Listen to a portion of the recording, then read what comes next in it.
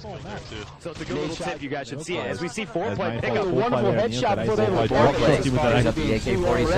FoRePLayy is continuing to dominate everyone right now. What up, channel? It's FoRePLayy, and this is the Pro Scene number 39. As always, I'm here with Sharp. Today we're going to do a speed round. You guys said that you liked the speed round because we get to cover so many questions in a short span time. We're going to break this one up into two parts. The first one is going to have, I think, 5 or 6 questions, and then obviously 5 or 6 for the second one. That will be split up because the next episode is a Q&A, so 41 will be a speed round as well. So, Sharp, did you want to go ahead and start asking the first questions? I'll cover it first, and then you can cover it second. All right, how to act as a leader is the first question. Okay, in Pro Scene number 36, we did how to act as a captain. That's almost the same thing, so if you guys missed that, definitely go back and check that out. But how to act as a leader, make sure that you're the voice of the team. Make sure that you're always uplifting. When I say be the voice, not only be the voice, but be the voice and the attitude.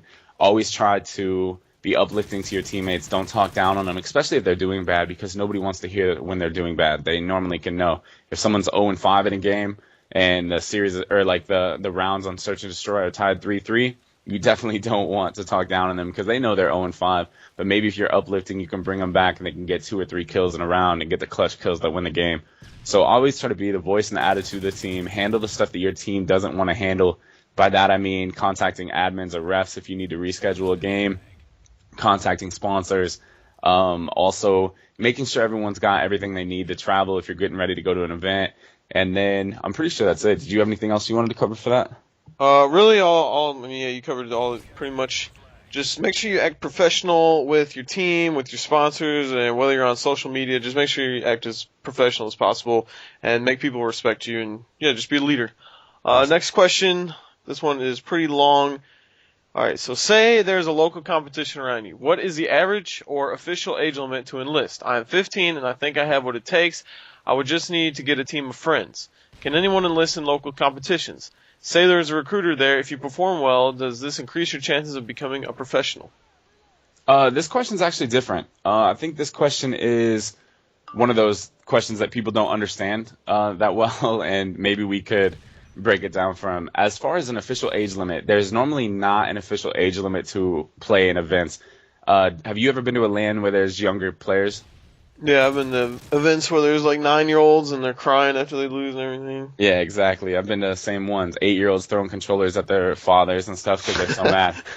And as far as you saying you're 15, you have what it takes, you just need to get a team of friends. Definitely just call ahead. Like, you can enlist in local competitions. It's not really enlisting, it's just showing up and playing. But I like to call ahead to any LAN that I'm going to, ask them what I need to bring, ask them what the prize pool is. And another thing, make sure that they tell you what the guaranteed prize pool is.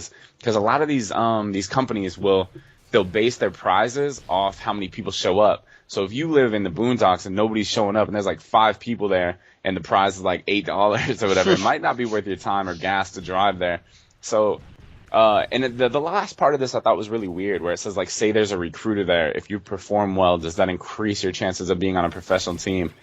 That you might have a misconstrued. How do you say the word? Whatever. You might be miscongruency or something like that. Yeah, there you go. You might be confused with how it works. Normally, there's not, like, this isn't like collegiate sports or anything. There's no recruiters at events or at local events, especially. However, let's say Sharp and myself are at an event and we see you just dominating, playing well. You're calling out. You're just killing everybody. You might be discovered by another professional team, but it depends on who's there. You're not going to be picked up by the Envious Scout Squad or the Fear Scout Squad or anything like that. But yeah, I hope that answers the question. What do you think about that one? Yeah, well, I mean, there's not scouts like scouring out events everywhere. It's not that big of a thing. But I would say, really, I mean, if you're looking to get noticed at events, some of the major small ones, I would say, would be UMG and NJ Halos and stuff like that. And then there is, obviously MLG. You go to an MLG event and you do work, then you're going to get noticed. Yep, exactly. All right, next question. How do you recommend going from other competitive shooters like Halo, for example, to Call of Duty? How would you feel is the best way to make the switch? That's a hard switch to make in general. I first started with Halo 2, like just messing around back in the day. Then I switched to Call of Duty right as Call of Duty 4 came out, so I had it a little different. But to be honest, you just got to play. You got to play as much as you can, and you got to get to a point where you're comfortable learning the game, and you just got to relearn the game as fast as possible. So yeah, Call of Duty is a pretty simple game to learn, and as long as you just play it, then you should be able to get it and learn it and learn the maps and learn the spawns. That's really all there is to it, just playing it and understanding stuff and learning the game. all right, well, I think that's going to do it for this episode of the Speed Round and Pro Scene. So as always, this is FoRePLayy from Team Envious and the FoRePLayy gang. The Sharp, Team Fear, and the Mullet Nation. Peace. Peace.